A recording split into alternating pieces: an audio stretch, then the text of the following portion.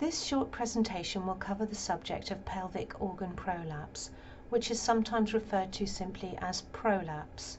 It will explain what a prolapse is, how and why it occurs, and what you can do to not only reduce the awareness of your symptoms, but also reduce the risk of your symptoms worsening over time.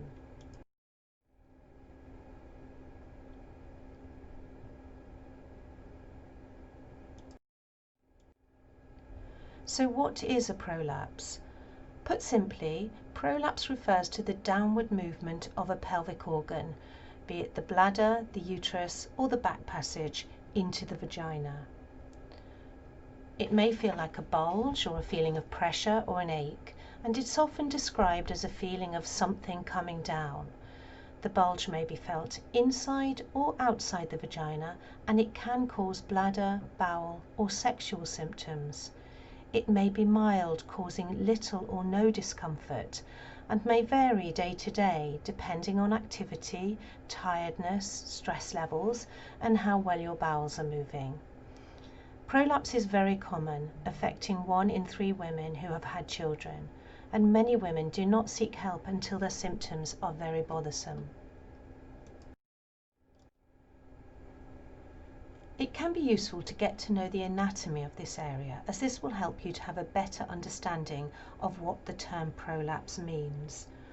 You can see from this diagram, which shows a cross-section of the pelvis from the front to the back, that the main organs of the pelvis are the bladder at the front, the uterus just behind the bladder, and the back passage or rectum at the back. These organs are held in place by various ligaments and are also supported underneath by the pelvic floor muscles, which span from the pubic bone at the front to the tailbone at the back, like a hammock or trampoline. If these muscles, or the supporting structures, become weak and stretched, this can result in the organs moving downwards with gravity and intra-abdominal pressure.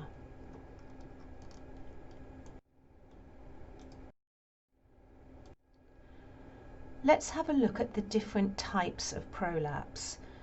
The top left slide again shows normal anatomy. The top right slide shows a front wall prolapse, also called a cystocele, where the wall supporting the bladder bulges down into the vagina. This may result in bladder symptoms such as problems fully emptying, which may result in urinary tract infections. Urgency, a strong desire to pass urine which is difficult to put off. Frequency, needing to go more often, including at night. Incontinence, leakage of urine related to urgency or activity such as coughing, sneezing or jumping. Difficulty starting to pass urine or a slow flow, helped by changing position or rocking on the toilet. The bottom left slide shows a back wall prolapse, also called a rectocele, where the wall supporting the rectum or the back passage bulges down. This may contribute to bowel problems such as difficulty emptying your bowels, incomplete emptying and straining, leakage of stool or wind, smearing or difficulty cleaning, bowel urgency, needing to use fingers to apply pressure to help with the bowel movement. The bottom right slide shows a uterine prolapse, where the uterus or womb moves down, meaning that the cervix is in a lower position. There are several different factors that increase the risk of developing a prolapse, and they are listed on this slide.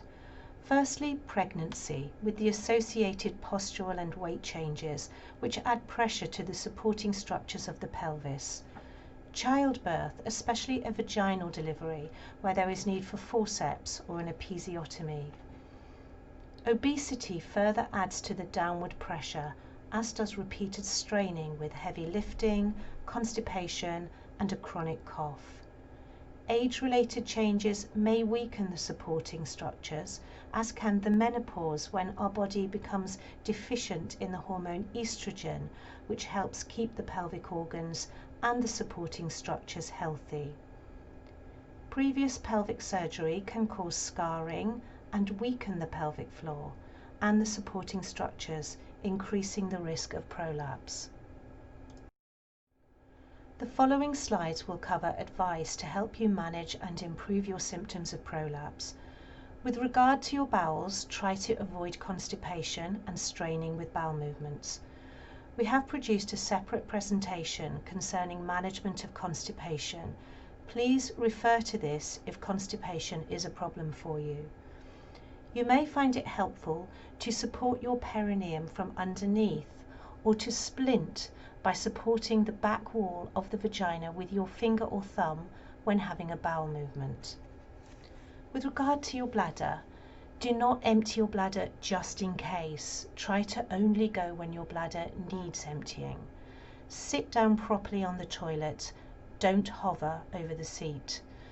Relax and give yourself plenty of time. Do not push or strain to empty your bladder.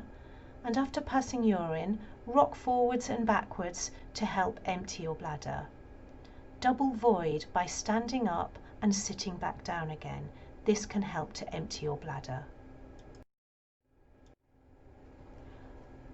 With regard to sex, many people worry that having intercourse will in some way make their prolapse worse. This is known not to be the case. It is safe to have intercourse when you have a prolapse. Try to find positions that feel more comfortable for you and your partner, and if necessary, use a recommended lubricant such as Yes or Silk. It is important to be aware that your weight may be having an impact on your prolapse. Being overweight increases the downward pressure on your pelvic floor, and losing weight may help to reduce your symptoms.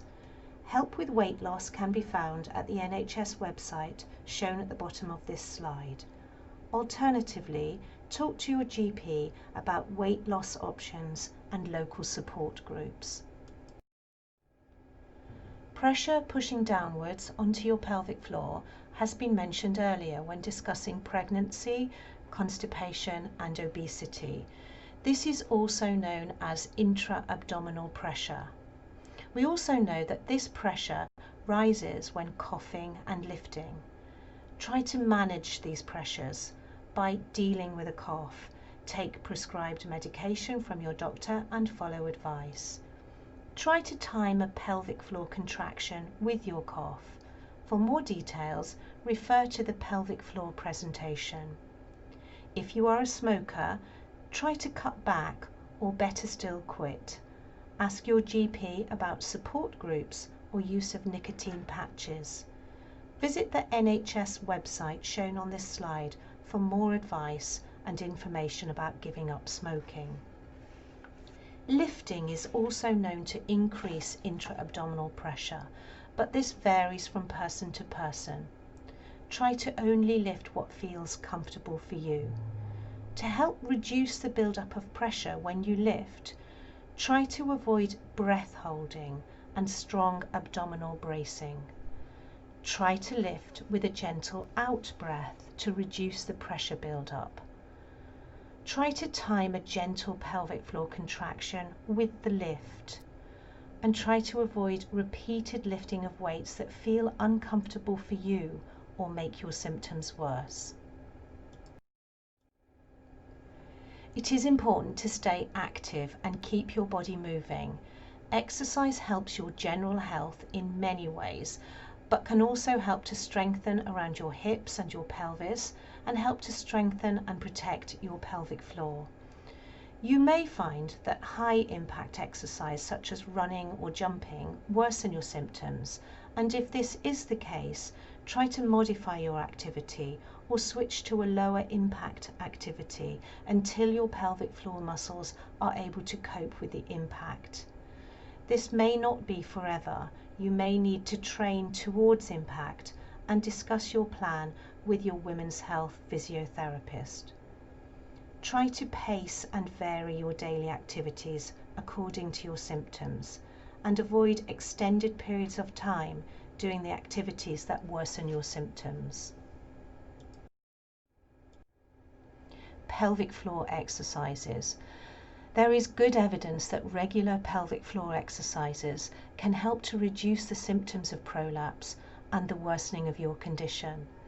please see the separate pelvic floor exercise presentation. Vaginal pessaries. Many women find relief of prolapse symptoms by using a vaginal pessary. It's a small plastic or silicone device that is worn inside the vagina to help support the vaginal walls and the uterus. The diagram on the right illustrates how it is worn. There are many different types, and your doctor or nurse will be able to assess you and fit the most suitable one for you. You may be taught how to insert and remove it yourself if you only wish to wear it for certain activities, such as sports. Once it's inserted, you should feel comfortable and unaware of it. Vaginal estrogen. We lose our natural supply of estrogen following the menopause and while breastfeeding. This can increase discomfort, dryness, and bladder symptoms. Replacement estrogen cream can help improve these symptoms and is often prescribed at the same time as a pessary is fitted. Surgery is normally reserved for those women who have followed all the previous advice and are still bothered by their symptoms, or for women who have a very large prolapse. There is a wide variety of operations available for prolapse, and the main aim is to correct the bulge and improve the symptoms of prolapse. More information can be found at the websites shown on this slide, or following discussion with your doctor. This video and any supporting material has been produced for educational purposes for patients under the care of the Women's Health Physiotherapy team at King's College Hospital. They are not to be reproduced, copied or disseminated without permission of the Women's Health Physiotherapy team. If you experience any increased pain or worsening symptoms with pelvic floor exercises, contact the Women's Health Physiotherapy department.